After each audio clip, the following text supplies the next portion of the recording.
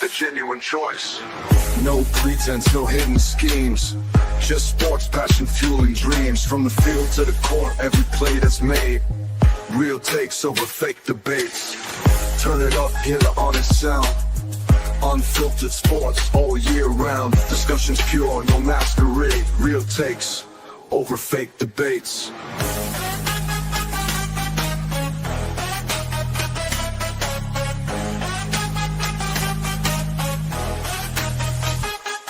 Turn it up. Over fake debates. Real takes over fake debates.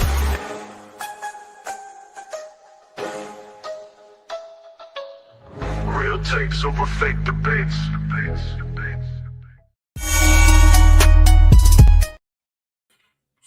We had the loop on. And we are live as we talk sports. Sean Webb, real takes over fake debates. We are here. Oh, phone blowing up. Let me see. We got the crazy notification. This is breaking news, especially for tonight's game tonight, Sean. All-Pro corner Jalen Johnson is out for the Chicago Bears tonight. Okay. That's a hit for the Bears. But we definitely gonna get into the Bears preview very shortly at the end of this episode. Make sure you guys like, make sure you guys share, make sure you guys subscribe to everybody. Just salute Tiffany in the chat, salute Go James, salute Cottage, he say first, salute Brock's Bomber, everybody in the chat. So look, guys, we got a lot to cover. NFL Week 1 is here, Sean. First Monday night football of the season. But how was your first NFL Sunday of the year? Personally? Yeah, personally. If you're just talking about my team, yeah, obviously, we played as expected. But in terms of some of the games, there was some decent games yesterday. Obviously, we're gonna talk about last night's game. Yeah. Was probably the game of the day yesterday, and but the Atlanta-Tampa game ended up being a really good game. The Jets-Steelers game ended up being a really good game. Shocker. I was shocked about that. So, I thought there was some, really good games. But, again, it's week 1. And I know we got a new segment we're going to be debuting, during the podcast. I hope people stay on for that. Mm-hmm. But, you got to remember it's week 1. And this is, kind of what it is during week 1. It's almost an extension of the preseason in a lot of ways. Yes. A lot of guys who played yesterday did not play in the preseason. Mm-hmm. So, you have to remember that. But also, some questionable coaching decisions yesterday as well. Going to get into that in a moment too. But, I'm going to say I want to know what you're talking about. Yeah,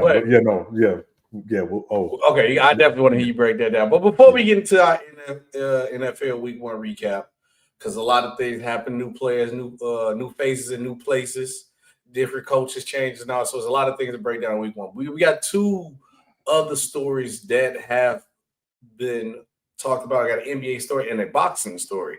And we might have the boxing might be dead forever, Sean. But let's get into the first story of the day before we get our NFL. The Lakers are linked to trading for Andrew Wiggins. Obviously, Sean, you are the consistent Miami Heat fan. You've already got your background with you. Sean walks with the Heat. You down for this trade?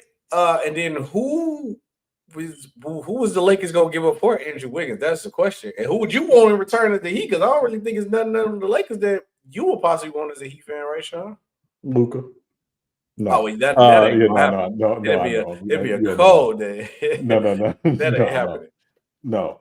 In all seriousness. No, I mean, this trade has been rumored.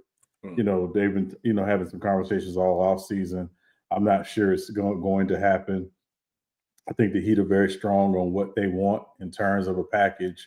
The Lakers will likely have to send out Rui Hachimura just because of the salaries. And the package I initially saw was Rui Hachimura, Dalton Knecht, and a first-round pick. I don't think the Heat want either of those players. They want pick. They want that pick.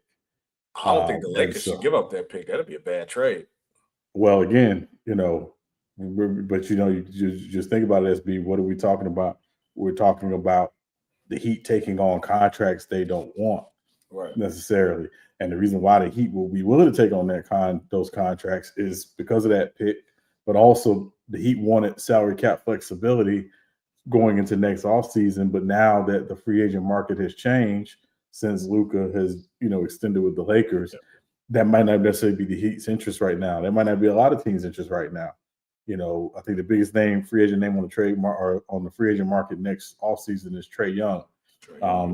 And again, I think it's more than likely that Atlanta extends him. So, do I love the trade? No. I would like to see a full season of Wiggins in a Heat uniform, but this is the new NBA, and this is the way these teams are going to be moving and operating. But do I think the trade happens? I don't think the trade happens unless the Lakers are willing to acquiesce on that first round pick.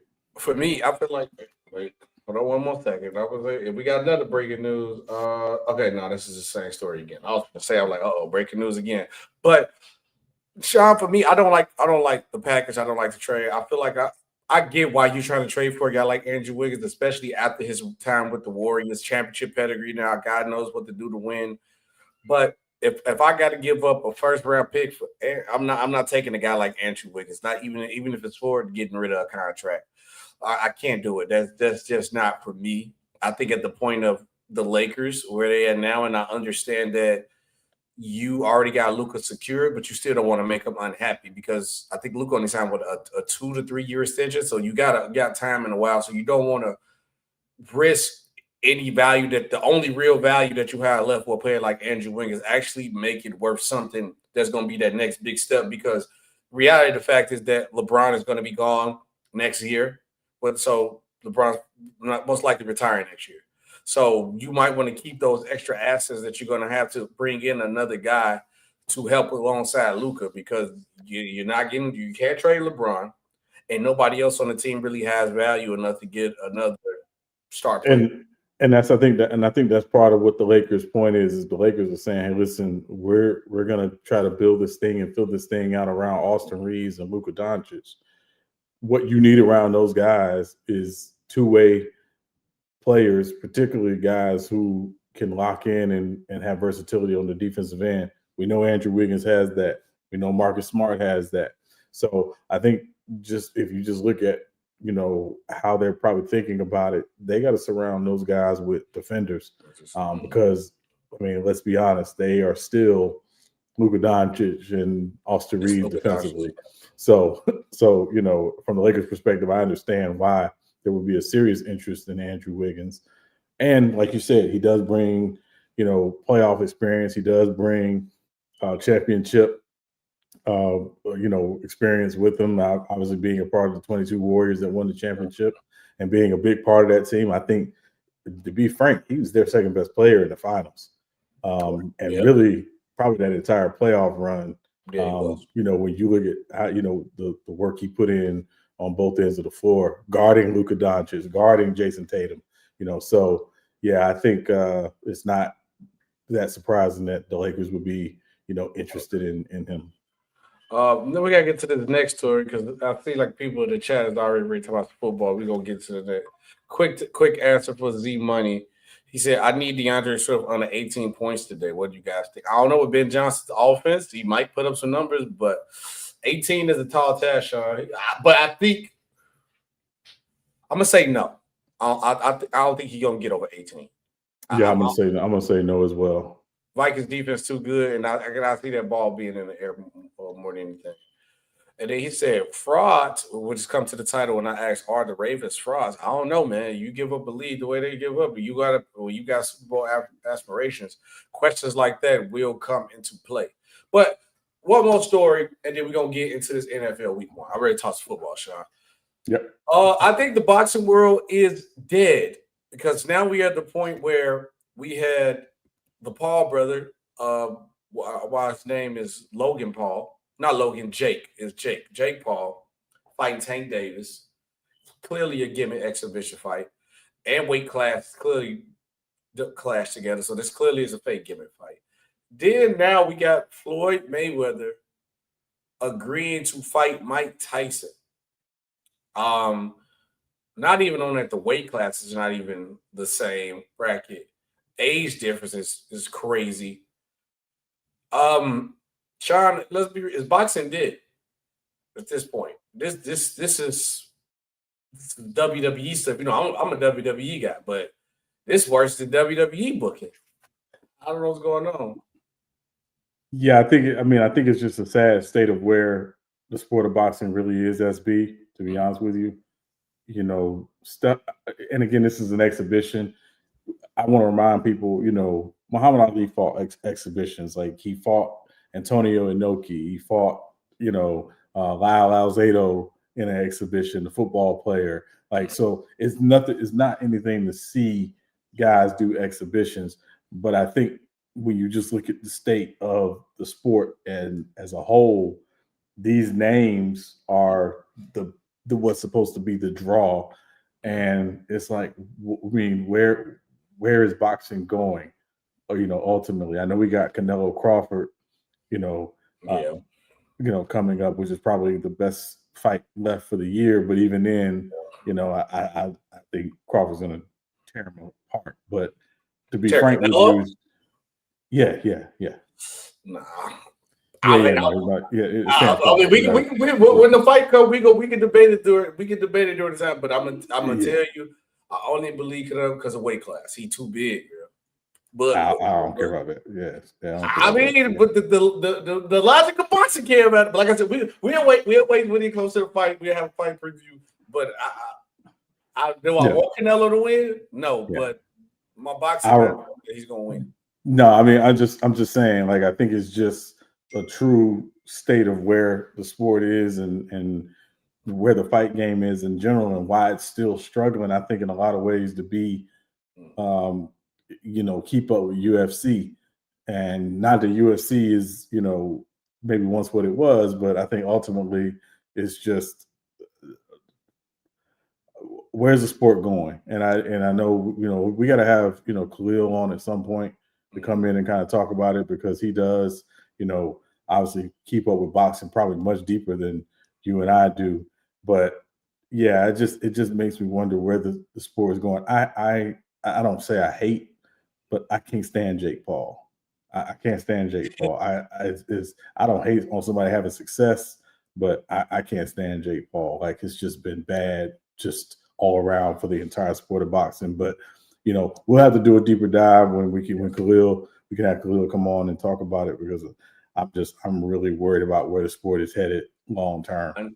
And honestly, Sean, and I hate to say, kind of, we gotta get to this football. I hate to say this, but boxing is at a point where it got so bad and people duck so many fights and we don't get the fights we want.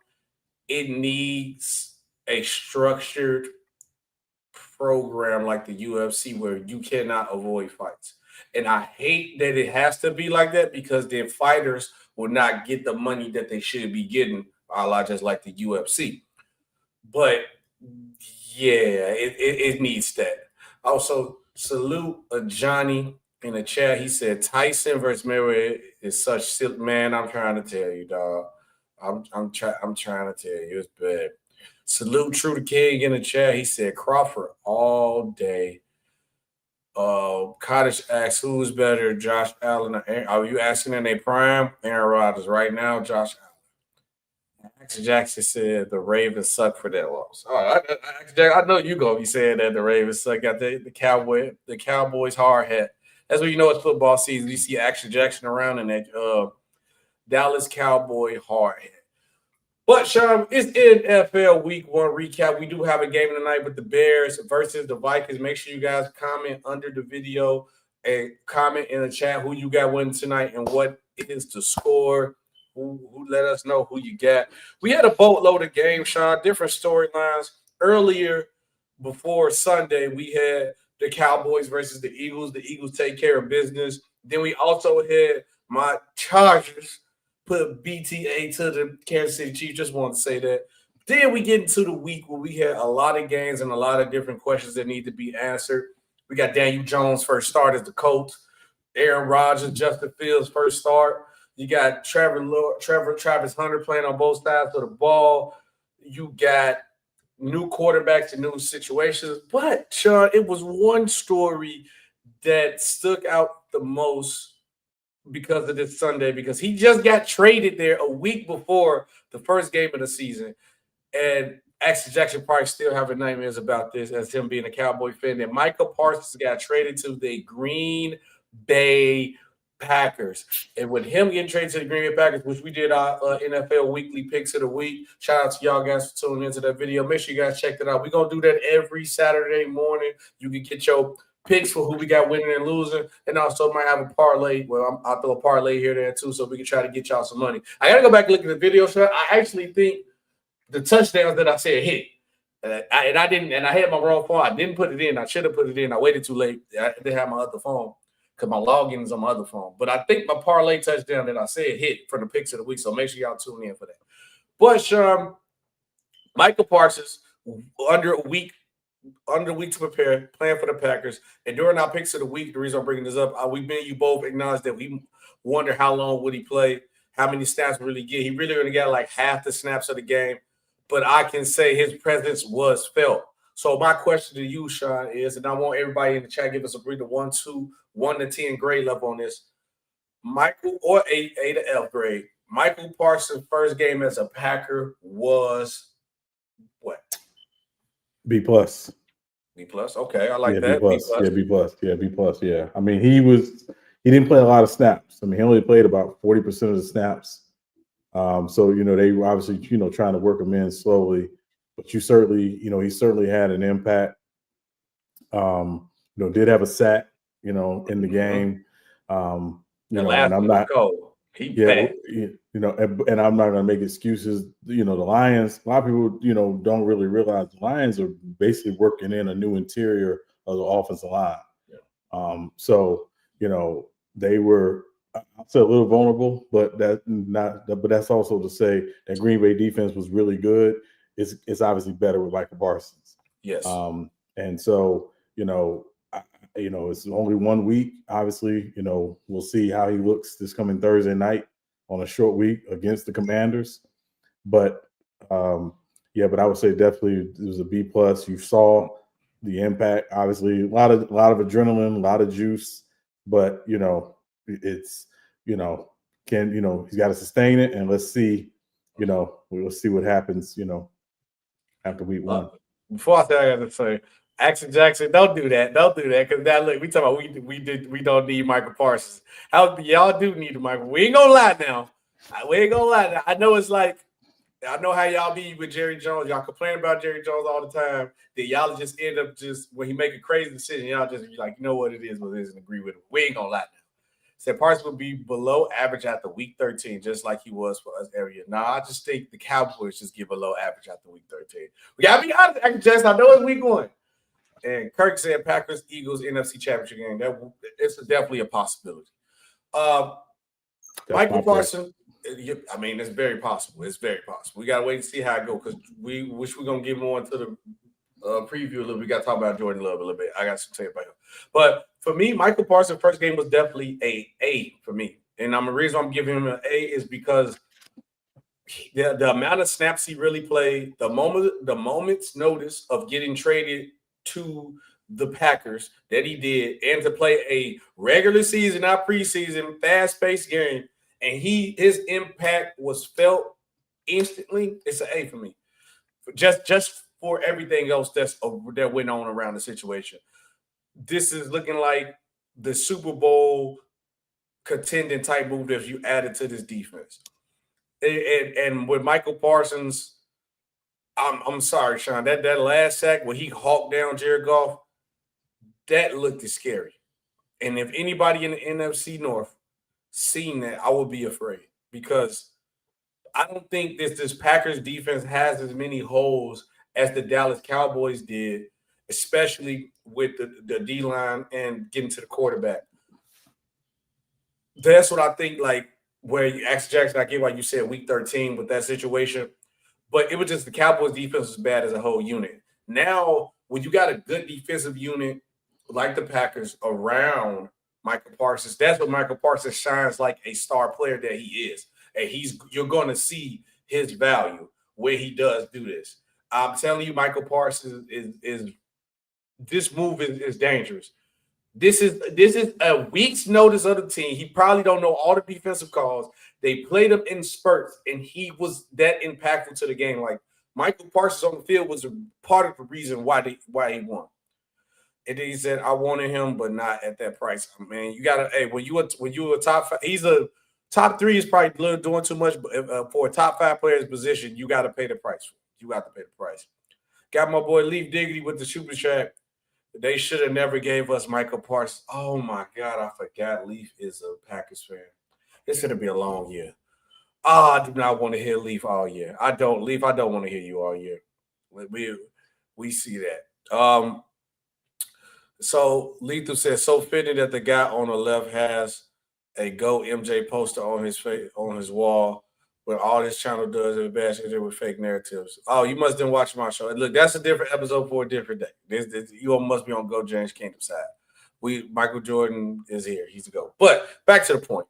But Michael Parsons' first game, I think it was outstanding. And which we gotta have a segment later in the show talk about it's gonna be real takes or overrated, which we want you guys to react to that in the chat.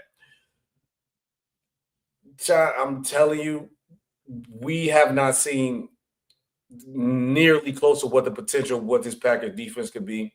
Not even just because of Micah Parsons, but he's going to add to it. This team could be very dangerous, very dangerous. But we got to keep going to the next big story before we get into the rest of these games. And also comment down below because we're going to go through the recap.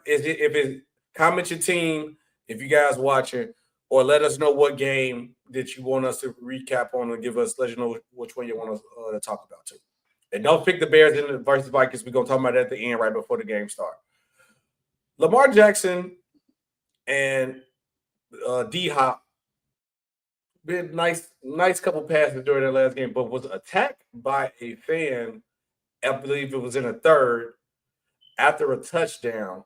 And I guess like the fans after Hopkins scored, yeah. And a fan like attacked and shoved Hopkins and Lamar Jackson. Harbaugh has came out and defended Lamar. Also, from what I'm seeing on the article, the fan got banned. Right. They say Adam Schefter reports right here. Had to put the story back up. The fan who shoved Ravens wide receiver DeAndre Hopkins then got shoved by Lamar Jackson has been indefinitely banned from Bills at NFL Stadium per team official. The fan has been ejected after the shove Sunday night, which is shocking because Bills fans are usually like kind of cool, but I mean they kind of cool. They're cool. They cool. But what was your reaction to that? Because there's something bigger that happened during this game too, but we got to talk about. Well, I mean, at the time of the game, the Bills were getting it handed to them, right? The Ravens hadn't even punted up until that point, I believe. And obviously, D-Hop, made a nice one-handed grab for a touchdown. It was D-Hop, it was vintage D-Hop. And, they're celebrating in the end zone, and the fan decided he's going to push D-Hop in the helmet, in the head or whatever. And that's when Lamar showed the fan. As you mentioned, SB, the fan has been, banned indefinitely from attending the games. Listen, there's nothing wrong with, a little bit of jawing, as long as you obviously don't cross certain lines. But once you put your hands on a player or, in any capacity, then, whatever happens to you, in my opinion, happens to you. Yeah. So, thankfully it didn't escalate beyond that. Obviously, Lamar, said he felt like he should have been better and let security handle it. But you understand, Lamar's coming, Lamar's coming at the defense of his teammate, and certainly, that makes all the sense in the world. Because again, the fan was out of line. Fan was wrong. Fan was wrong. No, he definitely was wrong. And let me say this one thing quick too, because I know a lot of people has been coming in from Lamont. And I know how y'all used to like how Lamar does things with the open panel. When we could get to that point, usually how me and Sean do, because we have guests come on, guest talk, and we gonna have a point. Maybe if you guys interact and show that you liking the content, we can possibly start having like people call in. We ain't gonna be like how Lamar having like 20, 12 people on one time, because then people can't get their points across. People can't talk and be arguing. So when we get more and more in tune on FYF. Y'all see us. We're going to have segments where y'all can come in and talk. Especially because this season, you mainly going to get football from us. And then when the NBA comes, NBA. But the mainly right point, y'all going to get football from us. So if y'all do want to come on and have a question, want to call into the show for me and Sean, we can set that up. Just show that you rock with us. Let Lamar know y'all rock with us. Show on Go James King that you rock with us and y'all engage. Go on a Real Take So Fake Debates. Make sure y'all subscribe to our channel and engage, and we can open the panel like that. That's how we got to do. We got to get the engagement from y'all. Y'all got to like what we talking about and see that y'all want to talk and have good football conversation. With the conversation, then we can't have that. Today, we're not going to do it because we press for time because we want to actually get y'all out here to watch the Bears and Packers game if y'all want to. So we press for time. But in future times, yes, for sure, we will have like open. It's not going to be open panel, but open call so you guys come up and talk about y'all team. Now, back to the point of this. He said, Go Jan. He said, this era of quarterbacks needs a documentary. Mahomes, Jackson, and Allen are the most dynamic quarterbacks of all time. It depends on what aspect that like you're really looking at, because there's some quarterbacks in the past that are really dynamic that don't people really talk about. One of them is Sean's favorite quarterback, Warren Moon. Warren Moon was definitely dynamic and ahead of his time. And it was a lot of guys, especially ahead of their time, that really didn't get the opportunity or respect that they deserve at the quarterback position. I mean, it wasn't reasons above football. We got a guy like Dante Culpepper. It was guys dynamic like that, but it was a certain narrative or agenda that said that you got to play a certain style of play to be a quarterback. You know, I'm gonna just keep it in that type of terms. But Johnny, you understand me, brother, what I'm saying. So it was a little different, but I do understand the point of perspective of Mahomes, Jackson, and Allen are being one of the most dynamic quarterbacks too. I'll say more on the of I'm more shocked of like I'm just saying straightforward. I'm more shocked of we're getting more athletic white quarterbacks, and also in switch dynamic we getting more pocket passing black quarterbacks, and so that's what I say. Like I'm seeing a little differences in that. So that's it. Now, Sean, okay, where's the next part of this story? In this, hold on, let me say one more thing to the comment, then we gotta keep going to the story if I pull it back up. You said you trying to cook us. I told you, look, I said literally, you can't get it. You gotta show us that you want. It's like our second show on here. This guy, I'm just saying this now so y'all get this out the day one. You can't get to that point. Y'all gotta show that y'all right. Go subscribe to Real Take So Fake Debates. Comment after the video. Comment under the video. Actually, when this live is over, because our live's not going to be like 8 hours like Lamar. It's not going. The max you might get for us depending on how busy the news is. Hour, 2 hours. If it's 2 hours. SB, let me clarify something really quick. We appreciate y'all watching.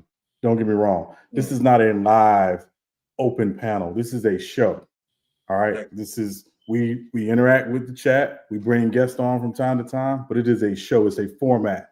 The live panels are not formatted. This is a format. We use a format for this. If you rock with it, we love to have you back. And if not, it's okay. Yeah. You're welcome not to come back. But please understand, this is a show, a formatted show. This is what we do. All right. Appreciate y'all. Let's move forward. Okay, thank you. Because I wanted to get it out. I knew it was gonna come at some point. I wanted to just get it out the way and storm me off. So now let's get back into it. Look, that they're gonna leave. Shout out, Lee. Let's get back into it. Sorry about that, Sean, but thank you. I just wanted because I knew it was gonna come at some point. I'm glad we're getting it out the way now. But yes, thank you, Sean. Back to the point of the game. Ravens choke against the Bills. Sorry, Ravens fans.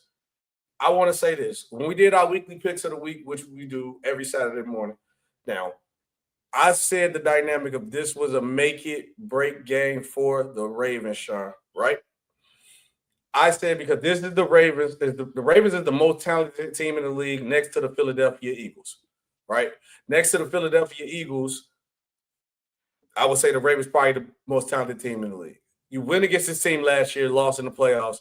This is a team you possibly might see in the playoffs again. And one thing you want to do to beat them, you want to have home field advantage, right? So with them possibility. I said this game gonna make or break my Super Bowl hopes for the Ravens. And Sean, they choked. And I'm gonna be real with you, Sean. I didn't even catch the comeback. I didn't. I was watching the game late in the fourth, 41. Ravens up by like 15. I'm like, how the Baltimore Ravens is set up. They got the game was a good game though. I was like, they got this in the bag. I had to go make a run anyway. So I was like, you know what? The Ravens got the game done. I go make this run. I don't think the Bills gonna do nothing too crazy before it ends. I go do what I gotta do, Sean. And I was on my way home. I get a notification. Boom. I was like, okay, this probably saying the Ravens won. Notification. The Buffalo Bills win in a dynamic kick in the field goal. And I'm like, bro, what happened in the last 4 minutes for the Baltimore Ravens to choke? And if there's a Ravens fan right here in the chat, when the question of the title of the episode is "Are the Ravens frauds?" Losing like this will throw that question up out of there because this is the team that you're possibly going to see in the playoffs again. This is the team you're going to see. And it's not that it'd be different if it was just like a close game and it went down to the wire and the Bills just made the last play or the Ravens just didn't score in the last play like last year. You had a lead with more than enough time to secure the lead, and y'all didn't get the job done.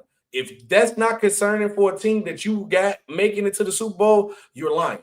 And then today, the Ravens, for me personally, Sean, they're on fraud watch. That's just me. But what was your reaction to the game? I'm not saying they frauds, but they on fraud watch for sure. Obviously, the game, the way the game went, the Ravens were dominating the game for basically 55 minutes of the game. But, it became sort of, what could go wrong did go wrong late in the game. There were a couple things. I want to talk about Sean McDermott earlier. Sean McDermott going for 2 earlier in the game. I thought the Bills were chasing points after that. Thankfully, for them, it didn't ultimately cost them the game because had they lost the game, we'd probably be talking about that, some of his, in-game decisions. But there was one thing from John Harbaugh in the game that stood out to me. There was a punt. I think it was the second time the Ravens ended up punting. And maybe it may have been their first punt. And it looked like it was down, their player downed it on the 1 yard line. And it looked like he stopped it and stopped himself from touching the end line. And the officials called it a touchback. And when you watch the replay, I said, I think you got to challenge that because, again, you're talking about making the Bills have to go 99 yards because at this point the Bills have to drive the field and score touchdowns. You got to make it tougher. The fact that John Harbaugh didn't challenge it, I thought was a big mistake. And then, Derrick Henry was running amok early in the game. And then Derrick Henry, had the fumble that was forced by Ed Oliver. Bills recover it. And obviously they recover in Ravens territory, which gives them a short field.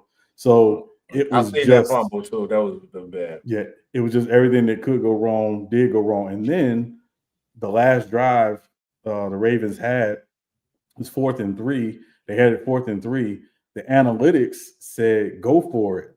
And if they go for it, they have a 81% chance of, converting as opposed to not going for it. And it was like 73% chance. So I just thought it was just some, kind of mismanagement. And then I want to say one last thing. I know the Ravens that most of us know are the Ravens that are really have largely been built around their defense is their leader. That's who leads them. That's not this Ravens team. That hasn't been this Ravens team for some time. They don't have a terrible defense, but their best player is Lamar Jackson. You got a Ferrari. You need to use them. Drive it like a Ferrari, not a Honda Civic. Right. So this team is really built around the skill set of their offense, starting with Lamar Jackson. And to me, it was a little bit of that old school Ravens mentality of our defense will find a way. Our defense will get to stop. Our defense will get to stop. And I thought that was just a massive mistake. And then if we're just going to be honest about the Ravens, the losing the double-digit leads in the second half has gotten old. And last night was really the icing on the cake. Can they bounce back from it? Absolutely, they can bounce back from it. Will this define their season? Probably not. No. But, at the end of the day, last night, they should have walked out of Buffalo with a victory easily and be heading home to play Cleveland in week 2, up 1-0, and obviously now they're not. Yeah, no, when I left, that game should have been over. And Kirk had a good point too. He said, "Is Harbaugh coach? Is he too vanilla?" I mean, you can definitely say that, but I feel like I get it. You don't want to take that risk. You want to trust your defense that much, but when you have a quarterback like Lamar Jackson, who at this point in his career, before somebody in chat say what I think somebody finna say, you got Lamar Jackson at this point in his career where he can make every pass imaginable. And also, he can make any play with his legs. You telling me you can't convert that 4th and 2? You can convert that play. And then also, and I know he fumbled, but you still got Derrick Henry back here. Derrick Henry gonna get 2 yards. He's gonna get the 2 yards. So I don't understand why that happened, but that's what I'm like, no. He said the coach thinks he got the old Ravens defense, which he don't. As Ray Lewis is not right there right now. Yeah. He said, go ahead, Sean. No, and I also say Lamar Jackson quarterback rating last night was 144. 144. One bad. And 144 when the highest quarterback rating you get is 158.3. His quarterback rating was 144. So they didn't have turnovers. The issue, quite frankly, I'm saying he didn't have turnovers. Obviously, they turned the ball over with the fumble. But, it was just, to me, it was just mismanaging the game. And again, you got to give Buffalo credit. They kept fighting. They kept pushing. And also, I want to say this really quickly.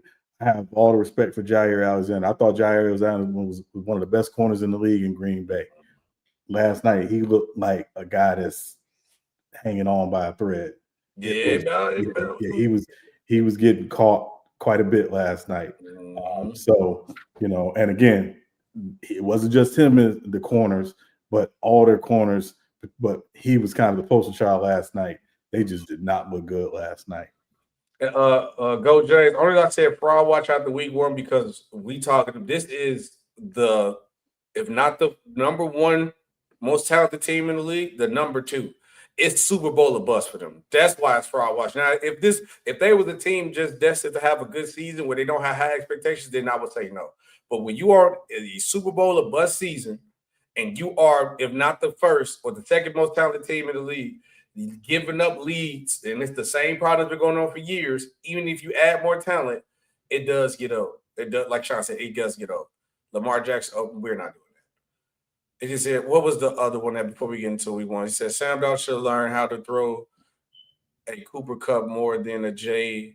I understand he is our number 1, but most of Standout pass yards are to JSN only. You just got to think with this point. I'm going through the comments now, Sean, so we can go through like the week 1. So if there's anything week 1 you want us to talk about real quick, comment down below teams question. We finna answer them now.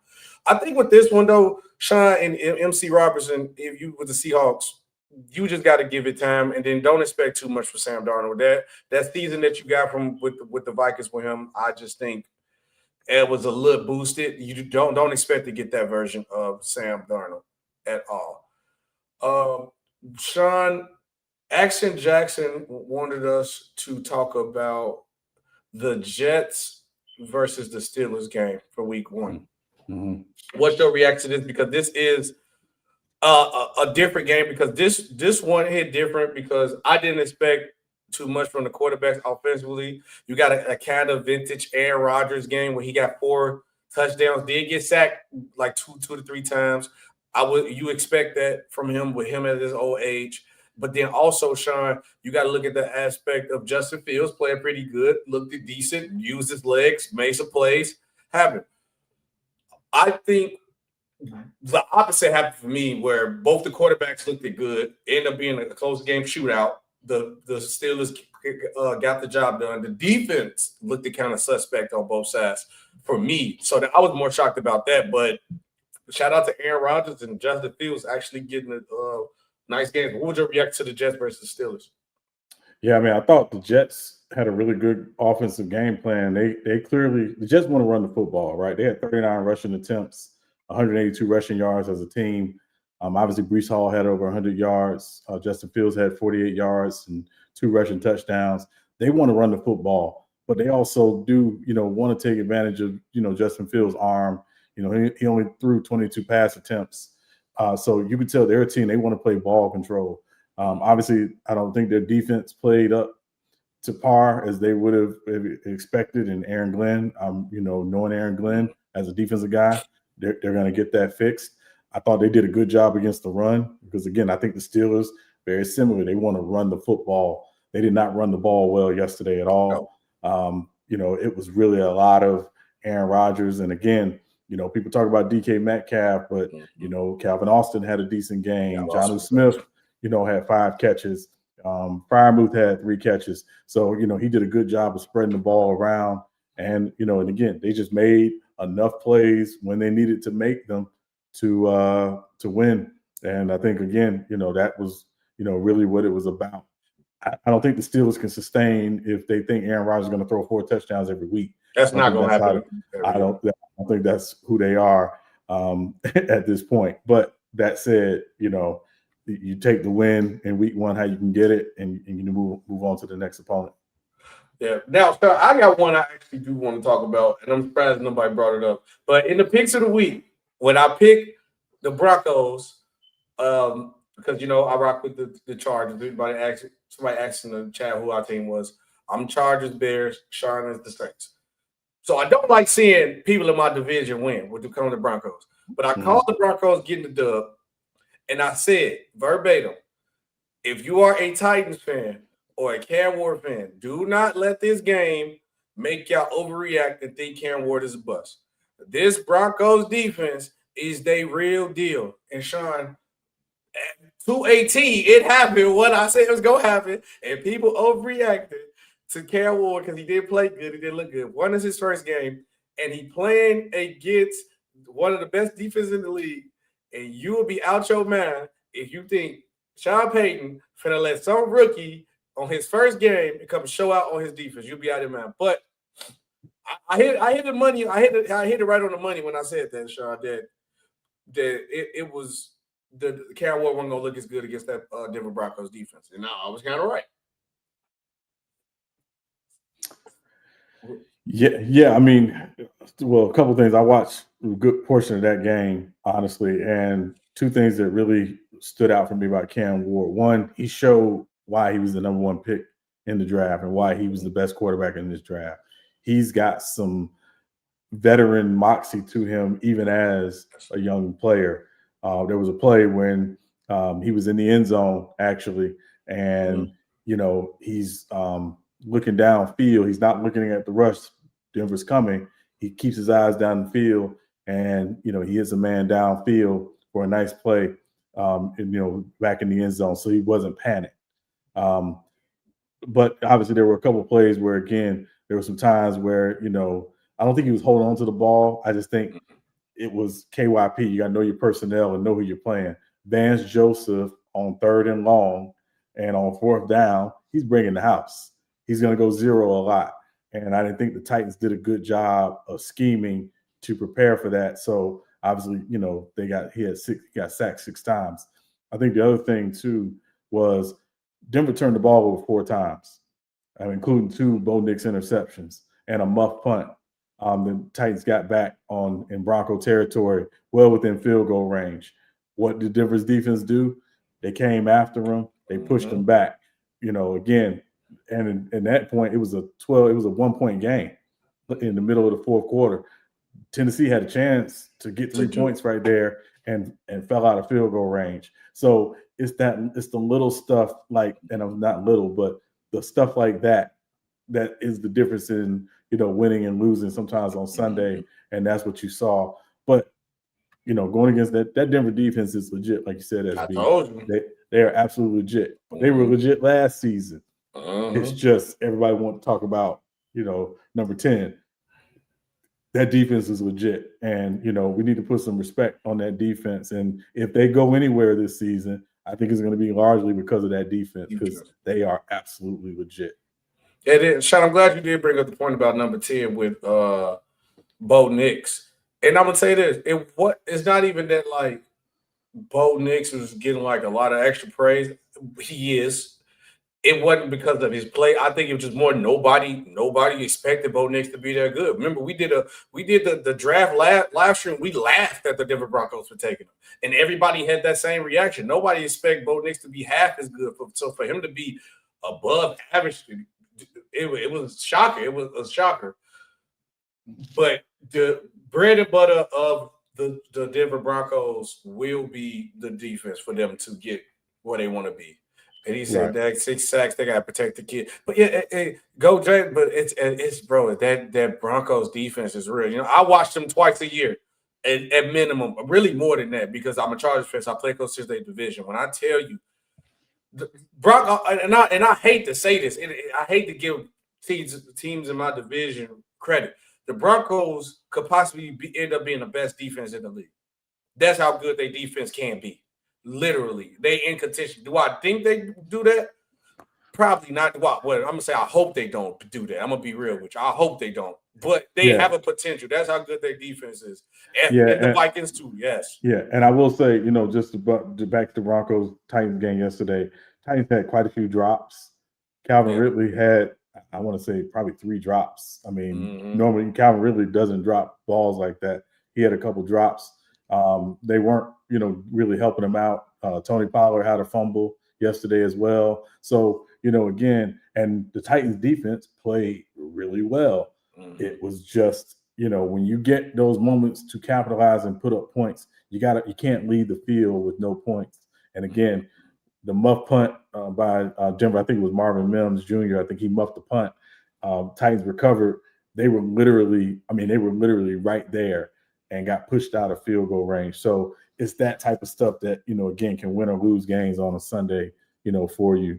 And that's, I think, what happened to the Titans yesterday. So, but that said, you know, future's bright. They just got to clean, but they got to obviously clean some things up. And I think they got to help with, you know, some of the play calling as well, because there wasn't a lot of quick stuff in their play calling yesterday. It was a lot of Cam having to drop back and go through progressions. And, you know, it might have been only, you know, 2 or 3 reads, but still, you know, some quick, I guess there was no quick screen stuff, none of that stuff yesterday from them. Quick before we get into our segment that we want everybody to get to. Go Jays will know about the Eagles versus the Cowboys. I can make it real quick. It was a fun time watching the Cowboys look trash. That's all I'm gonna say. It was a fun. it ain't nothing more than that, Coach. I'll be real with you. It's nothing else. I don't know what else you want me to say. The Cowboys look trash. That's about it. Yeah, I'll say this. I thought the Cowboys did a good job, particularly in the first half, moving the ball. You know, they had that Eagles defense kind of, I think, off balance, particularly once Jalen Carter was no factor in the game once he was kicked out before the game really even started. You know, I thought Dak made some plays. I thought CD made some plays. You know, that people are going to talk about the drops by CD Lamb and things like that. And that's to be understood. But also, you know, the Eagles had probably 3 or 4 dropped interceptions too. So, you know, it could have gone either way, to be honest. But that said, Jalen Hurts played a very, very, very complete game. And it wasn't about putting up massive numbers. You know, I think he only missed 1 throw. And I say missed 1 throw because they had a couple drops. And I think 1 was a throwaway. So, you know, he was really, really solid. The Cowboys defense, I think, did a good job of trying to they really took away the big plays. So you didn't see AJ and Devontae Smith, you know, getting downfield. I think they were in a lot of too high, if I remember. It's been since Thursday. But so they basically took away the only deep shot they hit was to Jahan Dotson on a post route. But for the most part, Cowboys defense played really solid. Got some pressure, but obviously didn't really get, you know, Jalen Hurts on the ground that much. That said, you know, again, week 1, you know, obviously it's a divisional opponent on the road. Cowboys go back home this week, get ready for the Giants coming in. Should be 1-1 after this weekend. But, you know, But that said, there's no moral victories, but obviously there's things you want to take away from the game, and you say, yeah, there's some things we did well, but obviously there's some things we need to be better at and clean up. All right, Sean, we got one more segment to do. We got a game segment for us, and then we got to talk about tonight's game because the game is getting ready to start. The Bears playing. I gotta be locked in, and y'all don't want to hear me yell on stream. So I want you guys to participate in the comment section. We got a couple points that was hit after week 1, and if y'all like this segment to do it, we go keep it. We could probably keep it going, and then that's when you possibly, when we talk about your teams, and we can start getting the calls here.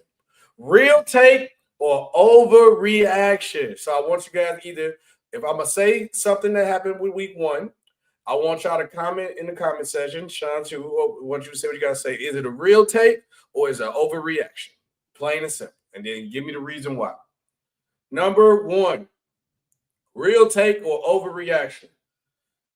After one game as the coach, Daniel Jones proves he is the answer for the Indianapolis Colts as a starting quarterback.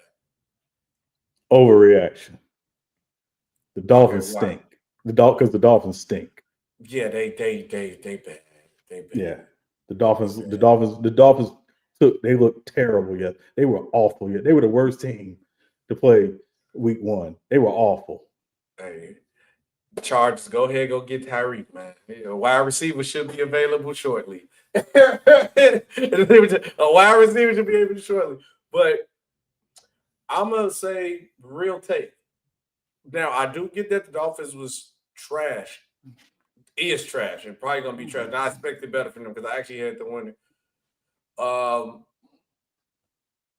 But Daniel Jones actually didn't look as bad. He looked better than any time he played with a Giants jersey on that I can say that. Yeah, sure. No, listen, he was really solid. He was really good yesterday. I'm not saying he wasn't. I'm just saying the opponent was really bad. Yeah. And we've seen Daniel Jones have games like yesterday. And the issue with Daniel Jones is sustainability. That's why we can't go crazy like, oh, this is Daniel Jones is proving it. It's one game against probably the worst team in the league, and again, the Dolphins are awful. It's terrible. It's terrible. Daniel Jones finally got a good O-line. He looked good. All right, next up, Sean. Real take or overreaction. They have been called for this man's job already in week 1 in New York. Is it time to bench Russell Wilson to start Jackson Dart? Real take or overreaction? I'm going to hear your side first. Oh, it's overreaction. It's because at the end of the day, it's an overreaction because you're trying to rush the kid out there to set him up for failure. And that's more the one part. And 2, what did y'all expect Russell Wilson to do? What did you thought you was going to put a chef for the last couple of years because, his slogan is let Russ cook, come in your kitchen, and he been burning the last 4, 5, 6 dishes that he been burning up. And you thought he's going to, because he put on a New York apron, he's going to turn to Gordon Ramsay all of a sudden. No, what I've seen on the field is what I expect to see from Russell Wilson at this point in his career. I'm not shocked at all. But I am not overreacting to Russell Wilson playing like how I respected Russell Wilson to play, to throw a rookie out there in the fire, and he does not look good because y'all just throwing him out there. Now, if the question was, where everybody asking for Jameis to come out, now we can have a conversation. That's a real take. Maybe get Jameis out there at some point. But at this point in time, I don't want to see Jackson Dart until at least after week 8. Week 8 or 9. That's me. But so, yes, 100% overreaction. It's a real take. It's a real take. You just want to throw Jackson out there. Listen, he's your future, right? He's your future. Now, I'm not talking about what he did in the preseason. I'm just talking about you're not going anywhere with Russell Wilson. Russell Wilson is your starting quarterback is like marrying a Kardashian. It's going to end. It's going to end. And Russell Wilson has been a DBM basically his whole career. What's a DBM? A deep ball merchant. That's what he is. And at his peak, he could make plays off platform and athletically outside the pocket, things like that. That's not Russell Wilson anymore. No, it's not. That's why you think the Broncos paid him $85 million to get out of there? Yeah, that's a Why lot you of think money the to take Steelers right away. didn't? Why you think the Steelers didn't fight to keep him? There didn't go. So we just need to keep it a bean about Russell Wilson. And Russell Wilson has been a media darling, and they love him because he answers all the right questions and blah blah blah. But let's watch the tape. Watch the tape. This is what he is. This is what he is. So it's an absolute real tape. Get Jackson Dart ready. He's your future. He's your present, and it's about the future for that Giants organization. And it starts with Jackson Dart becoming a starter sooner than later. Yeah, buy please. Next up, Sean. Real take or overreaction? Tua Tagovailoa time as a starting quarterback is over. Oh, it's an overreaction. Wow. It's an overreaction. It's an overreaction. Why? Who else they got? Zach Wilson? Yeah, at that point. No, yeah. So call the Giants, get Jameis. He's sitting on the bench. No. That's not gonna happen. That's not gonna happen. No, the issue is that again, the Dolphins team is just it's a mess. It's a mess. They're a track team playing football. It's a mess. People know their MO. People know generally what they're gonna do. Yeah, they can burn you, but they're a track team playing football. And again, it's an overreaction. They had a terrible game. They looked really, really bad. They really looked bad. Now, if it was a matter of his health, and again, I don't think he's not healthy. I think it was a question about all the concussions. Is he gun shy? I don't think he's gun shy. I just think he looked really bad yesterday. But obviously, he had the concussion issue last year. He came back. He played pretty well when he came back. The offense was better when he came back. He's still a starter, but I think he's on borrowed time in Miami. I think if they don't do anything this season, I think they're going to clean house because they're paying him a lot of money, and they're paying Mike McDaniel a lot of money, and they're paying Chris Greer, the GM, a lot of money. They're going to clean house because they're spending a lot of money to basically be a 6-win or a 7-win team, and the gap between them and Buffalo is wide in the AFC East. So I think it's an overreaction, but I think he's on borrowed time. Yeah, Tua is done. Somebody else time. It's over. Tua is done. It's an overreaction. Also, shout out to Lamar and the GCU Men's Basketball Club. Go ahead, donate. Hit up the FYF on the paper. Donate to the GCU Men's Basketball Club, by the way. It is not. It's a real take. This is at the end of the day, Sean. There's so many different question marks. With this team, and it starts with Tua Tagovailoa, because if it ain't that he playing bad, it's his health. So we might get him to play good. He out, and then it's like he's still playing bad. He out. So it's like he's a walking injury, which is like, don't get me wrong, anybody in football can get hurt before somebody say it in the comments. Anybody rewatching this, let's just say anybody can get hurt anytime. His history is showed that it's like Anthony Davis. I mean to shoot down my Chicago brother. It ain't about if, it's when it's gonna happen with him. And it's sad to say that. And then his is serious. This is concussion. This is brain injury. And this was a concern about Tua when he got drafted, about him possibly being too small. And I'm third ride for Tua because he's an Alabama quarterback, but I got to call a spade, Sean.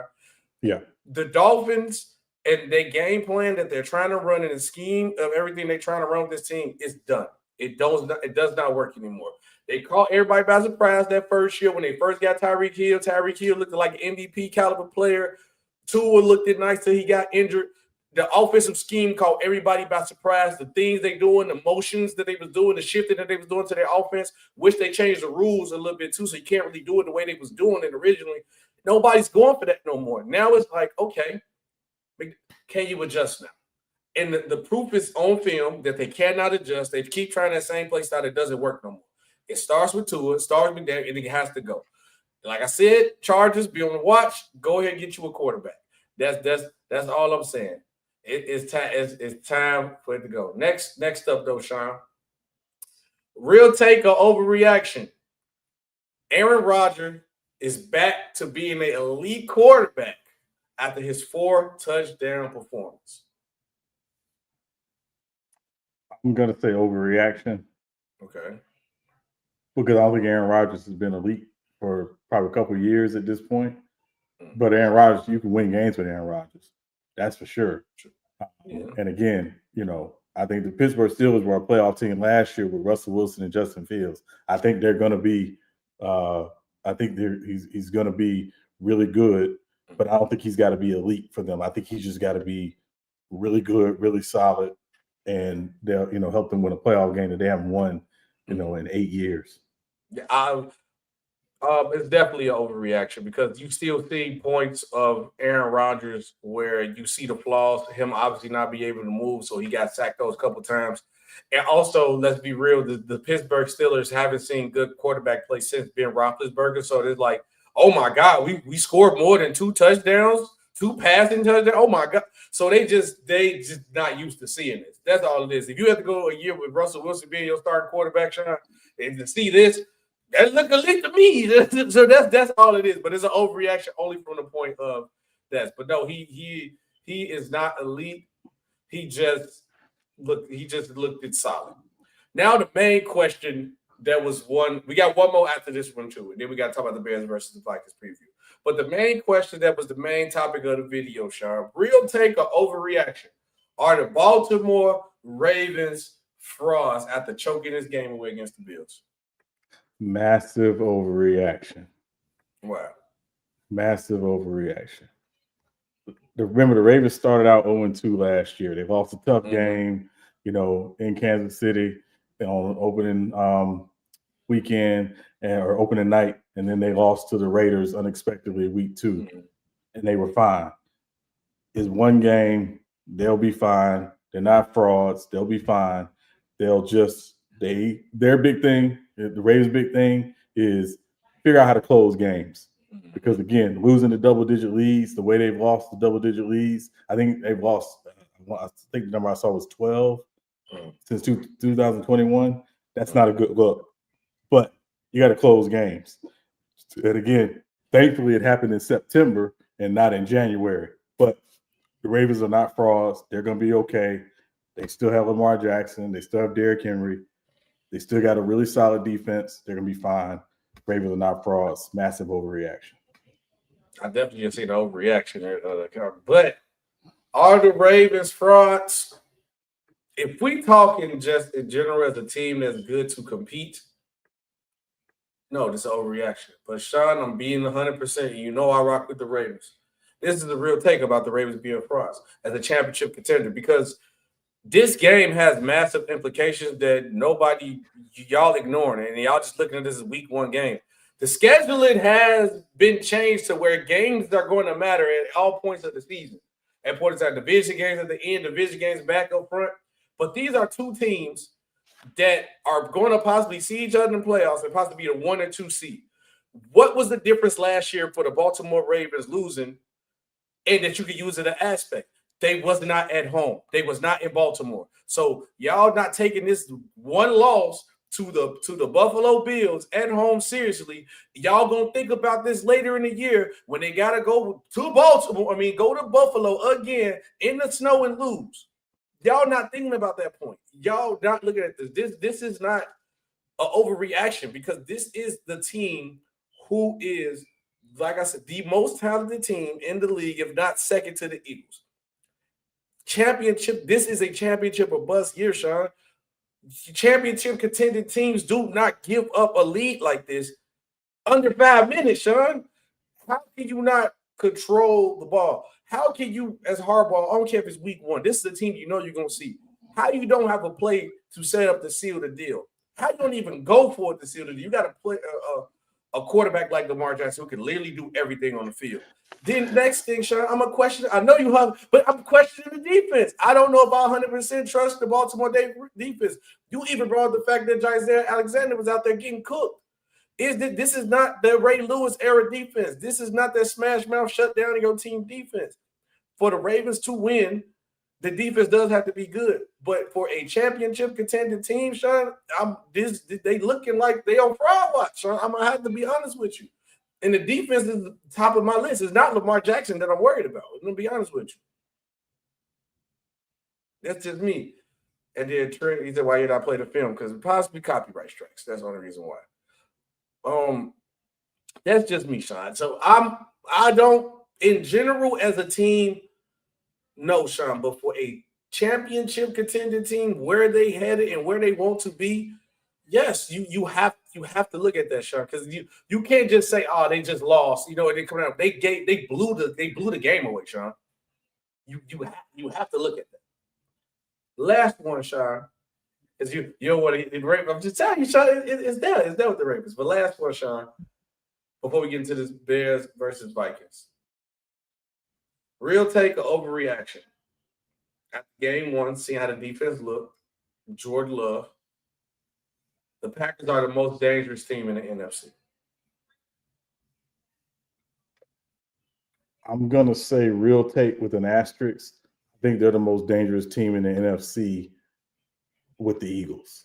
I think they're the most dangerous team in the NFC with the Eagles. Yeah.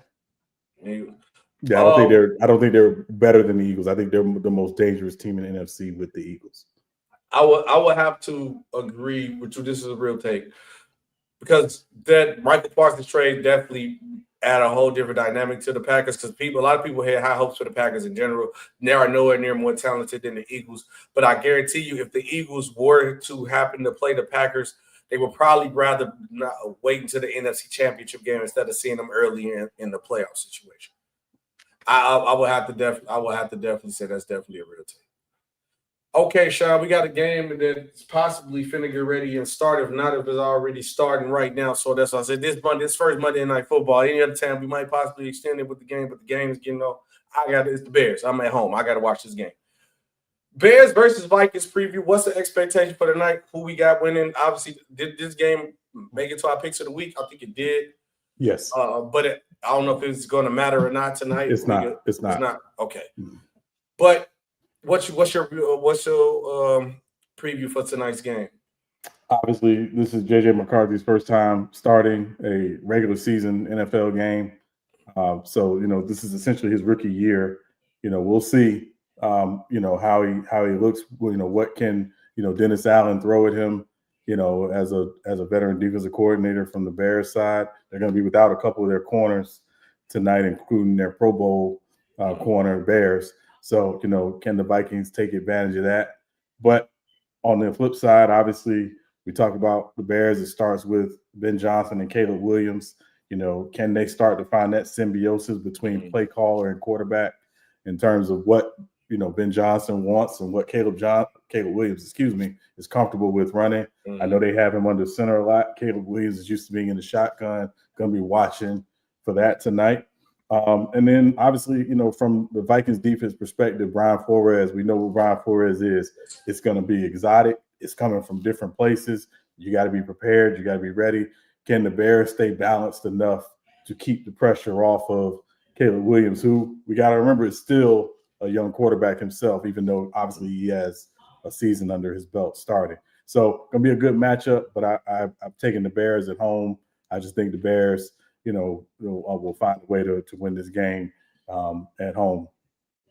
For me, Sean, I think this game is going to be a great game. And what I want to see from both sides is Taylor to take. With the Viking side, I want to see what they do defensively to make the game easier for JJ. Like the Vikings defense is going to have to control this game if they want to win. And then also, I want to see what type of package that they're going to run for JJ. I don't really think to see nothing too exotic. I think it's going to be a lot of basic.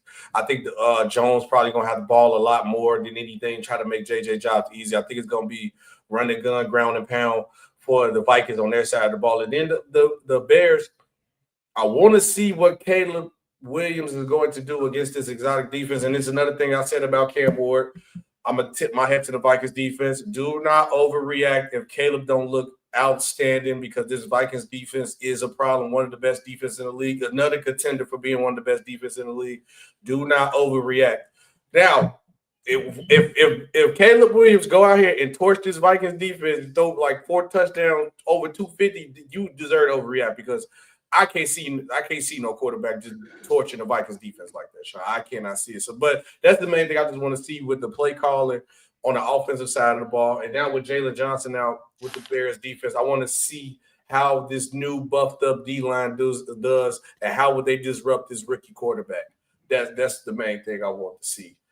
Sean, we got to go through our picks of the week from last week. So what is the week and how we do this? We get picks of the week all during the week, and then winner of the year wins. Last year I won. So this year we back at it, fresh new season. So what was the picks that we made? Right. So starting Tampa Bay at Atlanta. You took Tampa Bay. I took Atlanta. Tampa Bay won that game. Cincinnati at Cleveland. We both took Cincinnati. Cincinnati barely pulled it out against Cleveland. Suspect watch right there too. Watch right there too. Miami at the Colts. We both took Miami. Never again. Las Vegas at New England. We both took the Raiders. Raiders looked really solid yesterday. Always after Raiders, by the way. Arizona at New Orleans. We both took Arizona. Arizona did win by a touchdown. Pittsburgh at the Jets. We both took Pittsburgh. Pittsburgh did win. Giants at Washington. We both took the Commanders. Commanders did win. Carolina at Jacksonville. I took Carolina. You took Jacksonville. Jacksonville did win. Tennessee at Denver. We both took Denver. Denver did win. San Francisco at Seattle. San Francisco did win the game. Had some injuries come out of that game as well. Detroit at Green Bay. We both took Green Bay. Green Bay dominated. Houston at the Rams. I took Texans. You took the Rams. Rams won that one. Baltimore at Buffalo. You took we both took Baltimore, and Baltimore, of course, lost the game. Yeah, so week one goes to your boy SB. I'll take that one. We starting off strong, but we gonna stay locked in because you know how that go. I think I got on the heater last year, and then you just took off for like 6 weeks straight for me. 82, Sean, who you got? 82. I'm gonna go with Jimmy Smith, Jacksonville Jaguars. Jimmy Smith should be in the hall. Should be getting Hall of Fame consideration. So I'm going to 82, Jimmy Smith. 82, Jimmy Smith. I like that.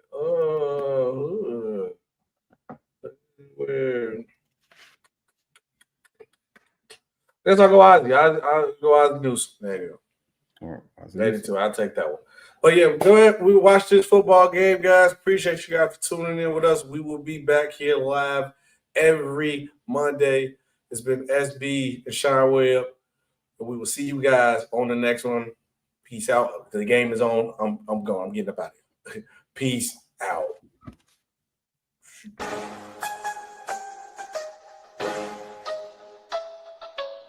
Real takes.